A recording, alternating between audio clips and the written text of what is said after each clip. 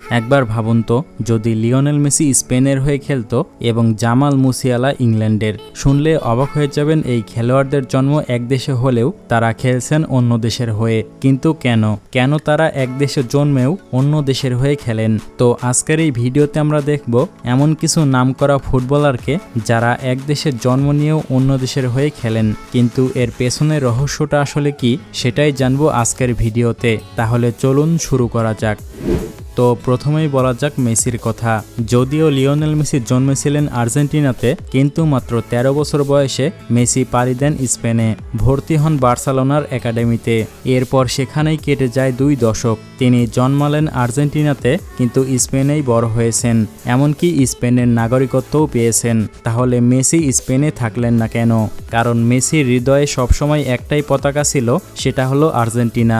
Spain কয়েকবার মেসিকে ইঙ্গিত দিয়েছিল স্পেনের হয়ে খেলার জন্য, কিন্তু মেসি কখনো ফিরেও তাকাননি। মেসি বলেছিলেন, আমি একজন আর্জেন্টাইন, এটাই আমার পরিচয়, তাই এটা বদলানোর কোনো প্রশ্নই আসে না। আর শেষমেশ 2022 সালে কাতারে সেই আর্জেন্টিনার জার্সি গায়ে দিয়ে বিশ্বকাপ তুললেন মেসি। তিনি চাইলে স্পেনের হয়েই থেকে যেতে পারতেন, কিন্তু তিনি সেটা করেননি। দেশের প্রতি ছিল তার আলাদা ভালোবাসা। তাই মেসির থেকে আমরা শিখতে পারি, শিকড় কখনো বদলায় না। কিন্তু অন্যদিকে উল্টো কাজ করেছেন মরক্কোর 10 নম্বর খেলোয়াড় ব্রাহিম ডিয়াজ। স্পেনের হয়ে সুযোগ পেলেও তিনি ইচ্ছে করেই ছেড়ে দিয়েছেন। বর্তমানে মরক্কোর হয়ে দাপিয়ে বেড়ানো এই ফুটবলার একসময় খেলেছিলেন স্পেনের হয়ে, কিন্তু কেন তিনি স্পেন ছেড়ে দিয়ে মরক্কোতে যোগ দিলেন? তার স্পেনেই জন্ম এবং স্পেনেই ফুটবলে হাতেখড়ি হয়েছিল।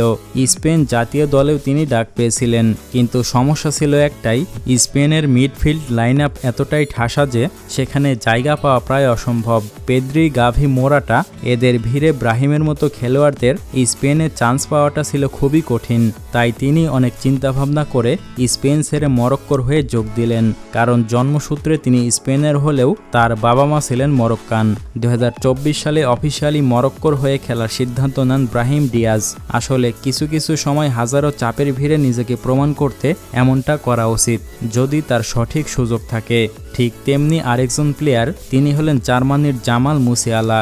তার ইংল্যান্ডে জন্ম, ইংল্যান্ডের যুব দলে খেলেছেন এবং ইংলিশ ফুটবলেই বড় হয়েছেন। তারপরও একদিন ইংল্যান্ডকে না বলে দিয়ে তিনি জার্মানির জার্সি গায়ে দেন। আর এই সিদ্ধান্তই ইংল্যান্ডের জন্য হয়ে যায় ইতিহাসের সবচেয়ে বড় ভুল। তার বাবা ছিলেন নাইজেরিয়ান আমেরিকান এবং তার মা ছিলেন একজন জার্মানিজ। ইংল্যান্ডের যুব দলের হয়ে খেলেছেন বেশ কয়েক বছর। সবাই ভেবেছিল ইংল্যান্ডের 3 লাইন্সের ভবিষ্যৎ হয়তো এই ছেলেটাই, কিন্তু সেটা আর হয়নি কখনো।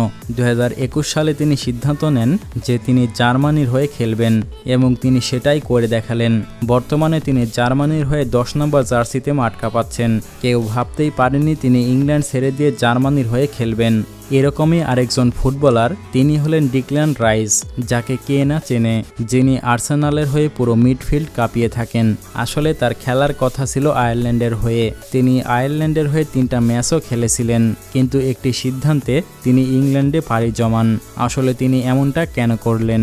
তার ইংল্যান্ডে জন্ম হলেও আইরিশ বংশের কারণে আয়ারল্যান্ডের হয়ে খেলার সুযোগ ছিল, আর সেটাই কাজে লাগিয়েছিলেন তিনি।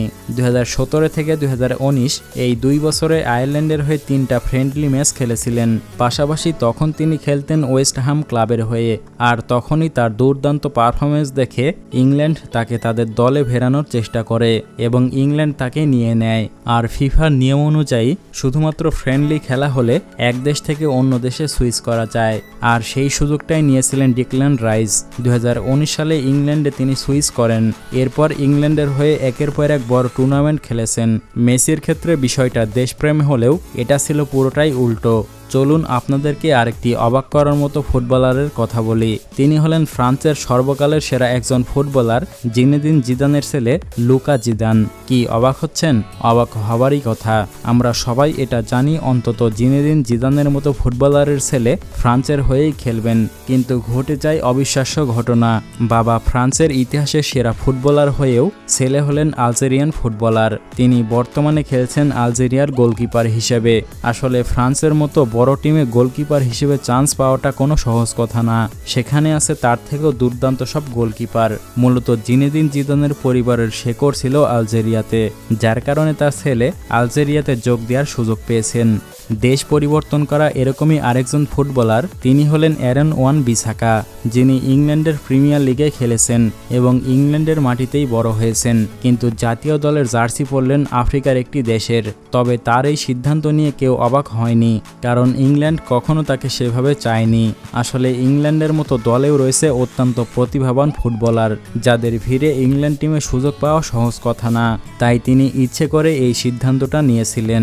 তবে ইংল্যান্ড জাতীয় টিমে ডাক পাওয়ার জন্য বছরের পর বছর অপেক্ষা করেছেন, কিন্তু কোনো কাজ হয়নি। তাই তিনি বাধ্য হয়ে ডিআর কঙ্গো জাতীয় দলে যোগ দেন, কারণ তার পরিবারের শেকড় ছিল সেখানে। 2024 সালে ওয়ান বিসাকা ইংল্যান্ডের অপেক্ষায় বসে না থেকে ডিআর কঙ্গোর হয়ে খেলতে শুরু করেন। এরকমই আরেকজন ফুটবলার তিনি হলেন দিয়াগো কস্তা, যার খেলার কথা ছিল ব্রাজিলের হয়ে, কিন্তু তিনি খেলেছেন স্পেনের হয়ে। ব্রাজিলে জন্ম নিয়ে স্পেনের হয়ে বিশ্বকাপ খেলা শুনতে অদ্ভুত মনে হলেও এটাই সত্যি। তার জন্ম ব্রাজিলের লাগোয়াতে, কিন্তু ক্যারিয়ার গড়েছেন স্পেনে। ব্রাজিলও একসময় তাকে চেয়েছিল, কিন্তু তিনি ব্রাজিলের হয়ে 2টি ফ্রেন্ডলি ম্যাচ খেলেছিলেন। আর তখন ব্রাজিলের স্ট্রাইকার লাইন আপ ছিল এতটাই শক্তিশালী যে সেখানে জায়গা পাওয়াটা ছিল অত্যন্ত কঠিন। অন্যদিকে স্পেনের অবস্থাও বর্তমানের মতো ছিল না, তাই স্পেন টিমে সেই সময় তাকে সুযোগ দেওয়া হয়েছিল। 2013 সালে তিনি স্পেনের নাগরিকত্ব নিয়েছিলেন, আর 2014 ও 2018 বিশ্বকাপে খেলেছেন। তবে বর্তমানে স্পেনের আরও দুর্দান্ত প্লেয়ারদের মাঝে তার জায়গা পাওয়াটা খুবই কঠিন, তাই তিনি এখন শুধুমাত্র ক্লাবের হয়ে খেলছেন। ইভান রাকিটিক, যাকে অনেকেই চেনে, যিনি 2018 সালের বিশ্বকাপের ক্রোয়েশিয়ার হয়ে মাঠ কাঁপিয়েছিলেন। তার জন্ম সুইজারল্যান্ডে এবং সুইজারল্যান্ডেই বড় হওয়া, কিন্তু শেষমেশ তিনি ক্রোয়েশিয়ার জার্সি বেছে নিয়েছিলেন, আর সেই সিদ্ধান্তই তাকে ইতিহাসের পাতায় লিখিয়ে দিল। যখন ক্রোয়েশিয়া তাকে ডেকেছিল তখন তিনি এক মুহূর্ত দেরি করেননি। সুইজারল্যান্ডকে বিদায় জানিয়ে লাল সাদা চেকার জার্সি গায়ে দেন রাকিটিক। তিনি লুকা মদ্রিচের সাথে মিলে ক্রোয়েশিয়ার মিডফিল্ড করে তুলেন ইউরোপের অন্যতম সেরা মিডফিল্ড। 2018 বিশ্বকাপে সেই ক্রোয়েশিয়া পৌঁছে যায় ফাইনালে, যা কখনো কেউ ভাবতেই পারেনি। এবার বলবো আরেকজন ফুটবলারের কথা, যার নাম কালিদু কুলিবালি। তার জন্ম ফ্রান্সে, এমনকি ফ্রান্সের যুব দলেও খেলেছেন, কিন্তু তারপর ফ্রান্সকে না বলে দিয়েছিলেন। তার কারণ ছিল একটাই, সেটা হচ্ছে মেসির মতো রক্তের টান। তার বাবা মা ছিলেন সেনেগালিজ। তার জন্ম ফ্রান্সে হলেও পরিচয়টা সবসময় ছিল দ্বিধা বিভক্ত। ফ্রান্সের যুব দলে খেলেছেন ঠিকই, কিন্তু সিনিয়র দলে সুযোগ পাওয়ার আগেই সিদ্ধান্ত নিয়ে ফেললেন ফ্রান্সের মতো বিশ্ব চ্যাম্পিয়ন দলের হয়ে না খেলে সেনেগালকে বেছে নিলেন, শুধুমাত্র শিকড়ের প্রতি ভালোবাসার জন্য। আর সেই সিদ্ধান্তর ফলে সেনেগাল 2022 বিশ্বকাপে গ্রুপ পেরিয়ে শেষ 16তে উঠেছিল। আর কুলিবালি ছিলেন দলের মেরুদণ্ড। ইউরোপের বিভিন্ন ক্লাবের হয়ে খেলার পরে বর্তমানে তিনি সৌদির আল হিলাল ক্লাবের হয়ে খেলছেন। 2015 সালের পর থেকে এখনই তিনি দুর্দান্ত পারফরমেন্স করে যাচ্ছেন। তো দর্শক, এই তালিকায় কোন ফুটবলার বাদ পড়ল সেটা অবশ্যই কমেন্ট করে জানাবেন।